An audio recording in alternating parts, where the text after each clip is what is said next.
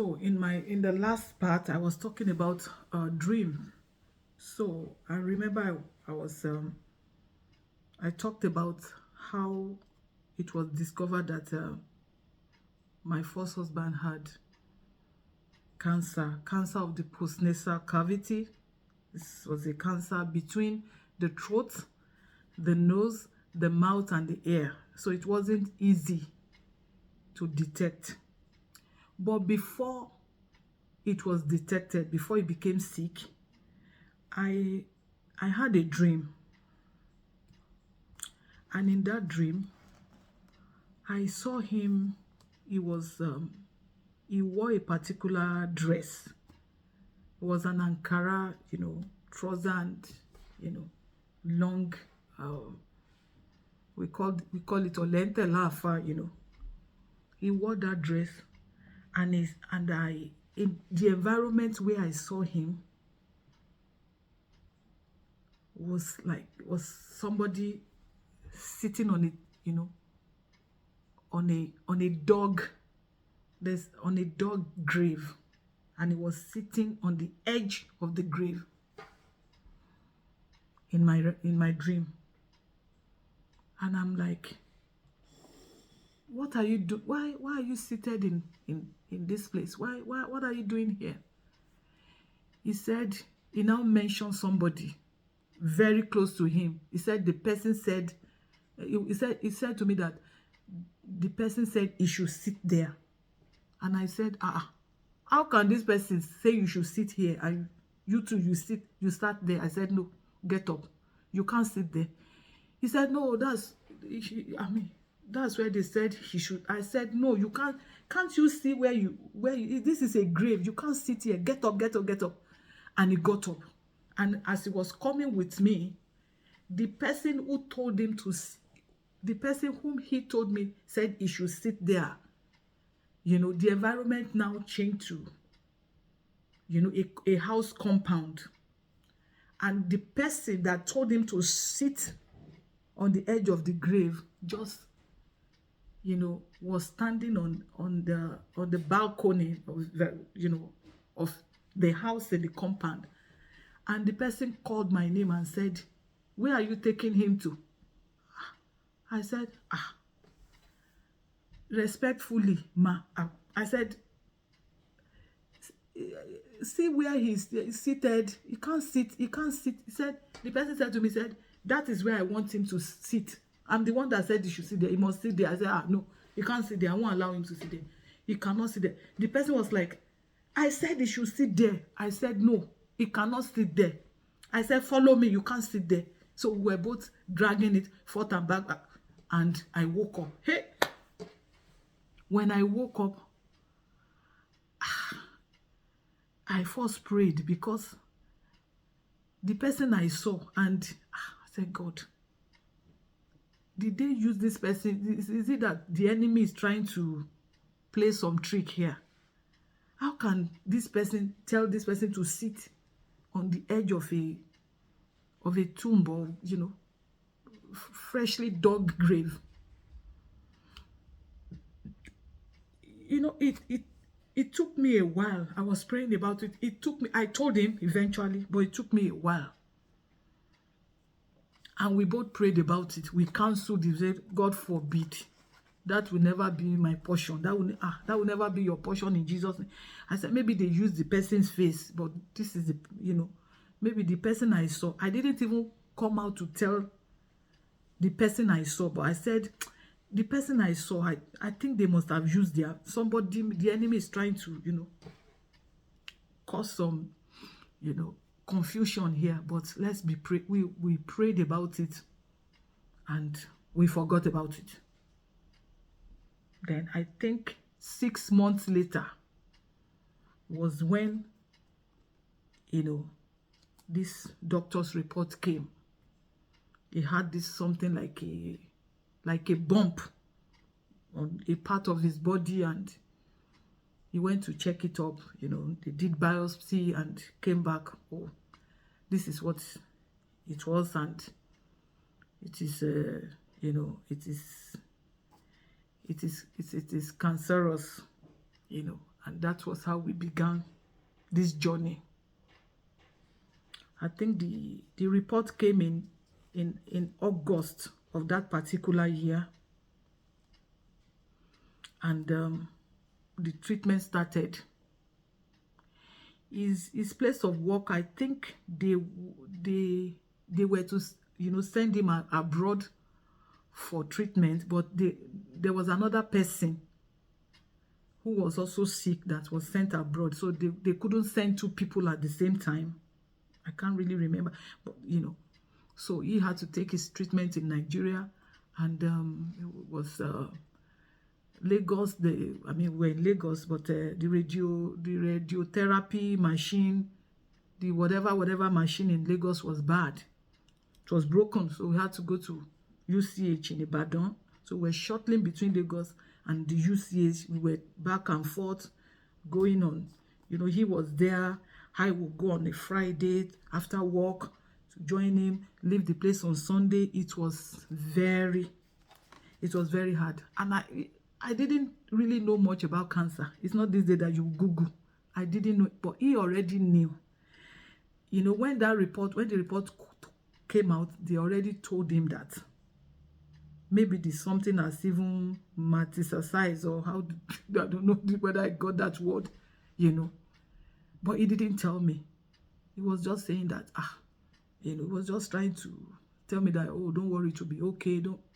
So we started the treatment journey. It was hard. I didn't know. I thought it was an easy thing. This person, by the time the treatment, sank in, somebody who's like 6'4", standing, and huge and all of that, became so emaciated. I'm not going to go deep into that story, because I don't want to go too deep into that story. I'm just going to, but what I just want to bring out is the fact that this is also a testimony. This is also a testimony, because a series of happening events, took place during the period of his sickness, the period of him taking treatment. Many a times I would drive from Lagos to Ibadan. I just began to drive, and I would go on Lagos Ibadan. Even while sometimes he would be with me in the car, but not able to drive due to weakness. I would be the one driving, and Lagos Ibadan was, it's not easy to drive on Lagos Ibadan Express when you are just learning to drive, But I did it for months, and God was with me. So eventually, the treatment, the sickness became bad, got into his liver, and he was in Ibadan. He was taking treatment in a private hospital that an oncologist, a popular oncologist in UCH then, was the owner of that private hospital. So he was there in Ibadan. He was taking treatment, but eventually, his parents, went to discharge him from that place, and they took him to Lagos. They took him to Eko Hospital on Bankantoni Way, and he was there, and that was where he eventually passed. And the day he passed, until he passed, because I was with him, I never knew that he was going to. I was still holding on to hope. As a matter of fact, December of that year, December before the year he passed, the last December that we had together, while he was taking his treatment, it wasn't his situation was still, it wasn't totally bad at this time. So I had to take time off work. I went to the, I went to my church campground to, to do a personal retreat, to pray, to seek the face of God. And this was my first ever time that I would be doing an absolute 7 days fasting. This is another testimony. I've been fasting 3 days, fast in the morning, break in the evening, or absolute fast, a day absolute fast. I'll break the following day. I've done 3 days, and it wasn't easy, So this time I went for a 7 days absolute, all by myself. I went to the camp. I got a chalet. I paid, and I was in the chalet for 7 days by myself. Something happened. I didn't go with water. I only went with my Bible, my journal, my clothes, and that was it. When I got to the camp, the camp office, I remember, God bless that guy that year. The guy there, when I told him, I already paid. When I told him that it was a personal retreat, I'm going to be here for 7 days, he said, oh, auntie, then I should give you a cassette player. Did you come with your cassette player? I said, I didn't come. So you need to be listening to, the voice, the word of God, music as you are praying. And so the guy gave me a cassette player and some cassettes, The CD wasn't popular, at this point in time. So I took it to my room, and I was listening to music, and I was praying. Brethren, the first day I got to that camp, God spoke to me. God gave me, spoke to me in such a way that maybe gave me his plan for my life for the next 10 years. The first day that I got to the camp. Because God already knew what was going to happen to me in that retreat. The first day that I got there, I was worshiping God, I was praying, and God began to speak, and I wrote, and I began to take notes. The first day I was good.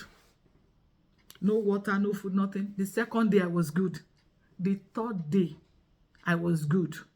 Brethren, the fourth day, I didn't know that, I'm not supposed to do an absolute fast beyond 3 days without water. I never knew. At this stage, I wasn't even a new Christian. I was maybe like, let me see. I was already 10 years in the Lord. Yeah. But my fasting and prayer, the church where I got born again was the church whereby I would say, miss a meal or two. So you fast, maybe you fast your breakfast and your lunch, you eat dinner. Then I changed to this present church that I was, and this where we do more of fasting, praying, vigil, and and all of that. And so I didn't know. On the fourth day, I woke up. It was as if I was going to die. My throat, it was as if I was being choked. It was as if I had chest pain. I had headache, body, everything was, wrong. And I managed to leave the room. And it was the campground. It wasn't a time of, maybe vigil, general vigil or national vigil that the camp is busy. It wasn't busy. So I went to the food stall where they sell food, where they sell water. I didn't see nobody. I didn't see no water, no food, no. I was walking back and I was praying, God, help me. God, don't let, everything was wrong with me. I got back to the room, and the Holy Spirit said, go back again. I went back again. By the time I got back, I saw a lady that had oranges on the tray, malts, soft drinks, but no water. So I bought oranges. I bought some oranges. I bought a bottle of malt, and I went to the room. She opened it for me. I went back to the room. I suck on the orange and the malt. I just took just a a drop, and by the time the orange, everything went into my throat, I became revived. I became okay.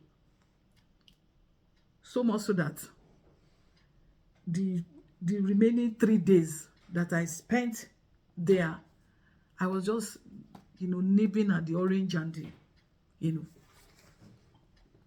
so God delivered me from that as well. Who knows what would have happened to me? I didn't know that I can't do absolute fast for more than 3 days, that I must take water. I can't remember, maybe the following day I was able to get water. But for that 4th day, it was that mouth that touched my tongue, and the orange water that, that kept me. Okay. So I did the 7 days, and God told me, this sickness is not unto death. It's such that my name will be glorified. God told me He was going to give me children, that before I know it, He was going to settle me in a new place with my children. He will heal my broken leg. He would, He will help me. He will sort me out. He would settle me in a new place. He will settle me.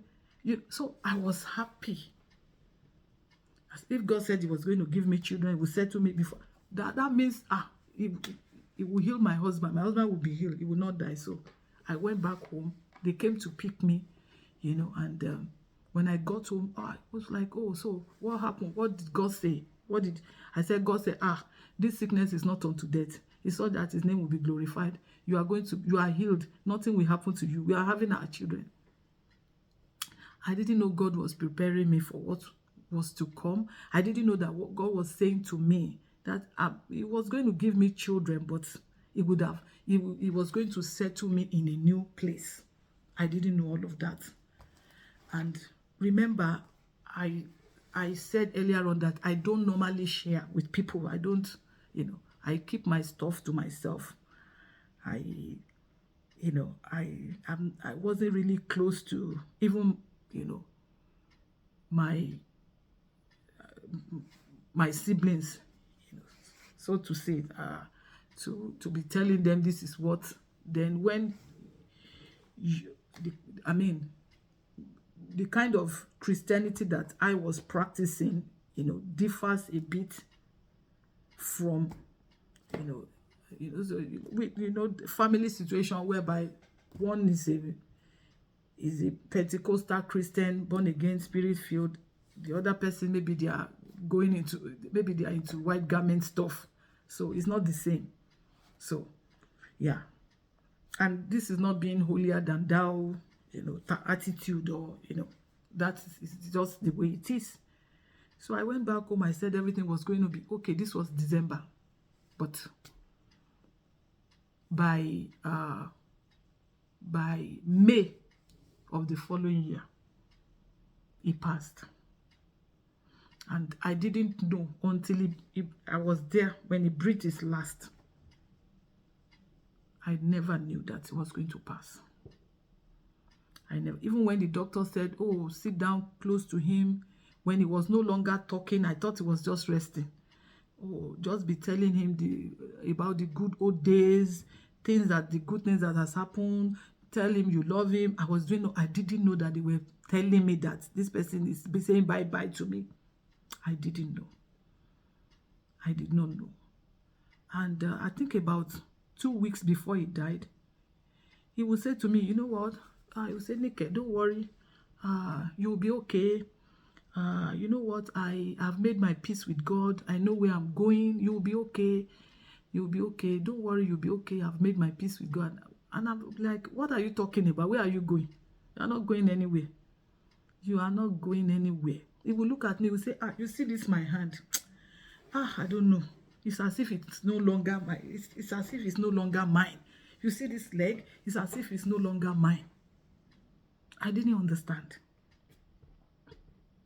Then about a week to his demise, he said to me, you know what? I should, get a bowl. Maybe, in Nigeria in those days when they're doing wedding, You know, we do this giveaway bowl where they put the picture of the bride and the groom. So he said, said to me, I should get a bowl, my favorite bowl. And in the bowl, I should go and get a fresh,